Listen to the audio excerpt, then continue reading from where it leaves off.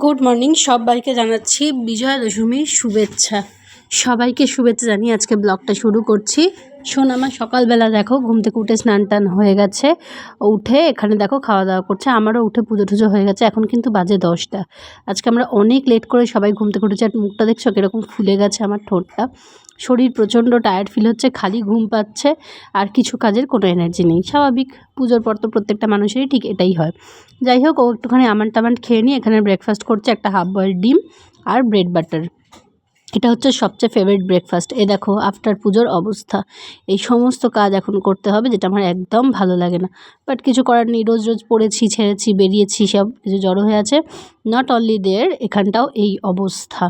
দেখো ড্রেসিং টেবিলটাও গোছাতে হবে, এত কিছু কাজকর্ম রয়েছে। রান্না বান্নাটা খালি একটু কম, বাকি সব কিছু রয়েছে।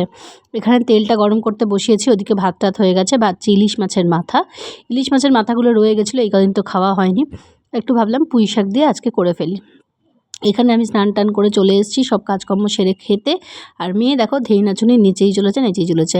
আর জাস্ট 4টে দিন ছুটি, কামিং মানডে থেকে স্কুল শুরু, টিউসডে থেকে। এখানে গান টান চালিয়ে স্কুলের ডান্স প্র্যাকটিস হচ্ছে। চলো আজকে লাঞ্চ মেনুটা শেয়ার করি। আজকে লাঞ্চে ছিল ভাত, ইলিশ মাছের মাথা দিয়ে পুঁই শাকের তরকারি। এটা জাস্ট ইয়াম্মি খেতে হয়েছিল, কিন্তু আমার মুখে ব্যথার জন্য আমি সেরকমভাবে কিছু খেতেই পারছি না। আর সেই মাটনের ঝোল। এই মাটনটা আমি নবমীর দিনই করেছিলাম, বাট নবমীর দিন কেউ খায়নি, সবাই বাইরে খেয়েছে বলে এটা রয়ে গেছে। আর চাটনি ছিল চালতার আর আমের চাটনি, 2 রকমের চাটনিও ছিল। তো চলো এগুলো খাওয়া দাওয়া করি। আর প্রচণ্ড বেলা হয়ে গেছে, আমি মেয়েকে ডাকছি, 1টা বাজে আয়। সবচেয়ে বড় কথা, আমার খুব খিদে পেয়েছে, আমি হাঁ করে করে খেতেও পারছি না, কষ্টও হচ্ছে আমার। যখনই হয় মুখে তখন তো এটা হতেই থাকে, কিছু করার নেই। আর ওখানে দেখো নিচেই যাচ্ছে আর পুতুলটাকে নাচ শিখিয়ে যাচ্ছে আর কি। তো আমি বললাম তুমি থাকো, নিচে যাও, আমি খেয়ে নিই। বিকালবেলা ঘুম থেকে উঠে কী খাচ্ছে সেটা তোমাদের সাথে শেয়ার করছে। এই যে দেখো স্ট্র তো খাবো না, খাবো কি, স্ট্র দিয়ে খাবো হচ্ছে এই লিচি ড্রিঙ্কস। এইসব পাকামি করছে। চলো, আমি প্রচণ্ড ঘুমিয়েছি। দেখো এখন 5:30 পৌনে 6টা বাজে, আকাশ অন্ধকার। আমি এত ঘুমিয়েছি, দেখো আমার মুখটুক ফুলে গেছে, বীভৎস ঘুম পেয়েছে। আমি সেই 3:30 থেকে ঘুমিয়েছি টানা একদম। এখন ঠোঁটে ওষুধটা লাগাবো, লাগিয়ে ঠাগিয়ে তারপরে পরের কাজটা করব। একটু রেডি হয়ে বাইরে বেরিয়ে পড়লাম, যাচ্ছি একটু কাজে। না তেমন কিছু না, একটুখানি সন্ধেবেলা বেরোবো, আজকে দশমী, একটু মিষ্টি ফিষ্টি কিনতে যাব। আর হচ্ছে এই দেখি স্ন্যাক্স টুকিটাকি যদি কিছু খাই তো সেটার জন্য। সোনামা নিচেই চলেছে। এই মেয়েটা যে কেন এত দুরন্ত। যাকগে, বাইরে বেরিয়ে একদিকে মন খারাপ, অন্যদিকে ভালো লাগা। এই যে মা চলে যাচ্ছে তার একটা মন খারাপ, একটা বিষাদ, আবার অন্যদিকে ভালো লাগা, মা আবার আসছে বছর, শুধু অপেক্ষা আর 1 বছরের।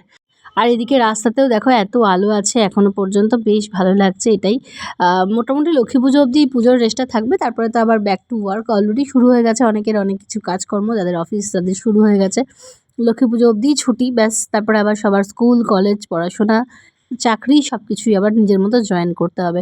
মাকে বলি আবার এসো মা, সকলকে অনেক অনেক আশীর্বাদ করো, সবাই যেন ভালো থাকে সুস্থ থাকে, সবার জন্য অনেক শুভকামনা রেখো।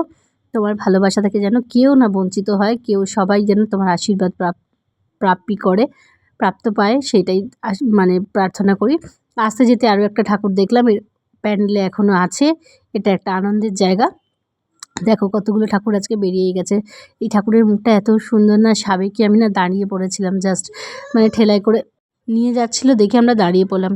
একটু স্ন্যাক্স কিনে নিয়ে এসেছিলাম, একটু ফিশ বল, একটু ফিশ ওরলি, একটু চিকেন পকোড়া, এইসব নিয়ে এসেছিলাম। সোনামা আর আমি খেলাম, সোনামার বাবাও অবশ্য একটা খেয়েছে।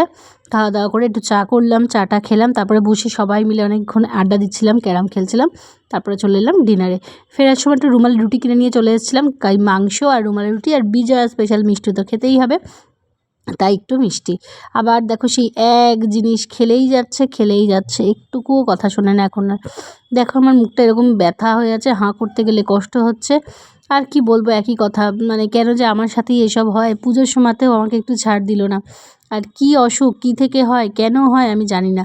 যত বড় বড় ডাক্তার আছে আমার সব দেখানো হয়ে গেছে, ট্রপিক্যাল থেকে ডার্মাটোলজিস্ট, স্পেশাল সব কিছু দেখানো হয়ে গেছে, কিন্তু কিছু হয়নি। যাই হোক চলো, সবাই সাবধানে থেকো।